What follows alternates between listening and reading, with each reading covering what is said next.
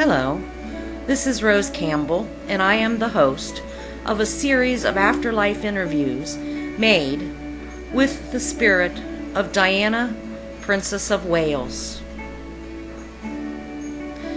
We all know many facts about Diana's short life here on Earth. For example, we know that she was a lovely English lass who, apparently, so it seemed, came from nowhere and married a prince, thereby becoming the princess of a kingdom. Some would even go on to entitle her the fairy tale princess. In her short life, Diana achieved a form of celebrity status, becoming easily the most photographed woman in the entire world. However, she was a British gal. Through being herself and offering herself, became a woman of the world. Diana had a form of inner vision, a form of inner knowing about those things that needed a champion. And she was always willing to lend her voice to those who had no voice on the world stage. Through her core nature, Diana was a healer. And it was because of this that she went forth into the world and she offered the world her heart. She offered them comfort and caring and sympathy, empathy, in any avenue and venue of which she could find to do so. Diana had an aura about her that attracted us, millions of us. And because of that fateful evening in August 1997, when Diana was forced to say goodbye to our world through her untimely death, this was shown. For millions of people offered an outpouring of grief and caring and sympathy that had not readily ever been seen before. But was this really to be Diana's final legacy? Really, was this the end? Diana, like all humans, had two aspects: the spiritual self, the soul, and the physical self, the physical body, the human emotions. It's through this spiritual essence that Diana still, even now, is seeking to offer to the world aid and comfort and truths about her life. In life, Diana told many truths that some didn't want to hear, some didn't want exposed. And from her afterlife state of being, Diana is still seeking to tell her story, her truths about herself behind the persona of Princess of Wales, and to make sure that her works that were dear to her continue. Diana had a firm belief in psychics and mediums and often sought their counsels. But let's listen to Diana from the 12th in the Woman to Woman series podcast explain this herself. And as for the afterlife, I've talked about it before.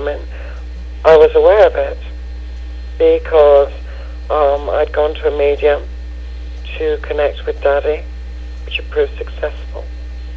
I was always strongly aware that Lady Countess Spencer, my paternal grandmother, was around me, guiding me, and was since told it was true.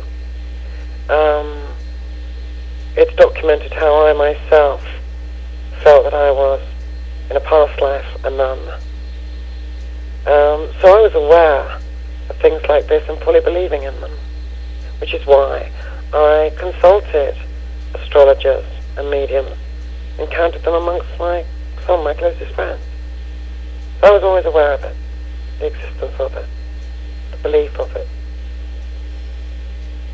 But I couldn't be seen to promote that fact, for the simple fact that it would have fueled those who tried anyway to say that I was over the edge, off the wall.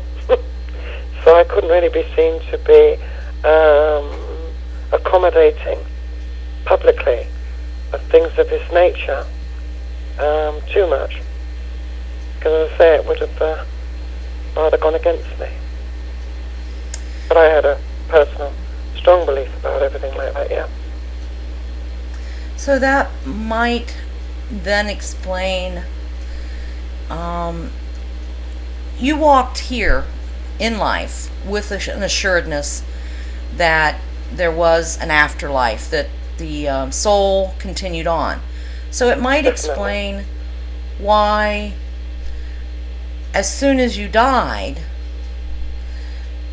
already having that awareness, you were instantly seeking to come back across, quote, the veil to communicate.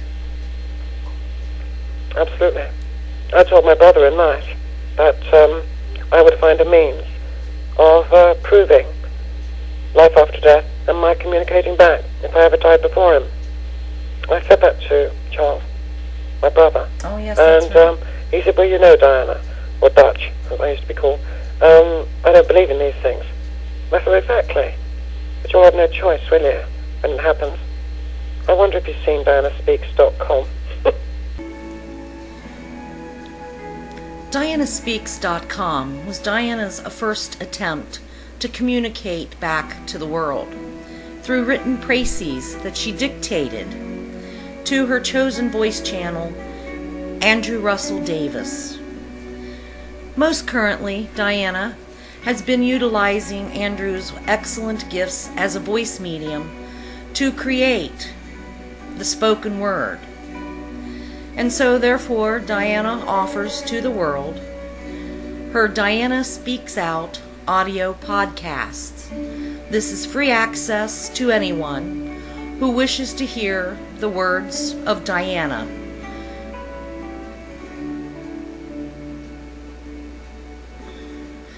And these can be found at www.sessionswithspirit.info. Please listen with an open mind, and only after you have heard may you then be the judge. Thank you for listening to us, I and Diana.